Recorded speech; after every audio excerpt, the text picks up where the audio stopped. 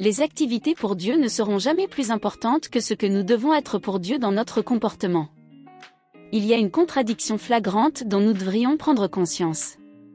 Beaucoup vous font savoir directement ou indirectement qu'ils accomplissent régulièrement un certain nombre d'activités pour Dieu. Ils prient, jeûnent, sont en retraite spirituelle ou de délivrance. De même, ils prêchent ou exercent leurs dons dans des groupes d'intercession, de louanges ou autres. Cependant, rien n'a changé dans leur comportement. Toujours aussi charnels, légers, irresponsables et méchants. Les activités pour Dieu devraient contribuer pas à transformer le caractère. 1 Corinthiens, 1 verset 17, puisque j'en suis aux directives, il me faut mentionner un point pour lequel je ne saurais vous féliciter.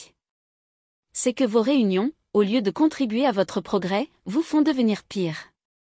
Les activités pour Dieu ne peuvent pas être plus importantes que notre changement de mentalité et de conduite.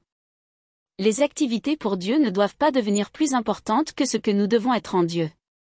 Ce qui compte avant tout, c'est la réalité de notre nouvelle naissance avec les fruits de l'Esprit qui glorifient Jésus-Christ. Les activités pour Dieu ne peuvent remplacer la sanctification et l'obéissance à sa parole.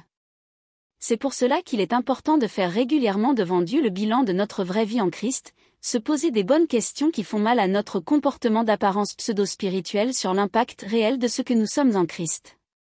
Nos progrès au niveau de notre conduite doivent être palpables pour notre entourage, surtout ceux qui nous voient régulièrement.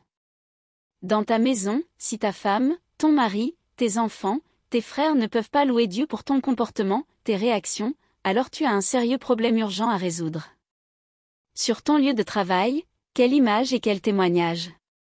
À l'église, quelle évolution dans les réactions? Ne soyons pas de ceux qui n'ont que la forme extérieure de la foi, beaucoup de paroles et beaucoup d'agitation, mais des coquilles vides. Zéro crédibilité. Faisons régulièrement le bilan en ayant le courage de constater la réalité sans se cacher dans le déni à deux balles. De Timothée, 3 versets 5, disent ceci, ils garderont les formes extérieures de la foi, mais ils en rejetteront la puissance. Détourne-toi de ces gens-là. 1 Timothée 4 versets 15 à 16, occupe-toi de ces choses, donne-toi tout entier à elle afin que tes progrès soient évidents pour tous.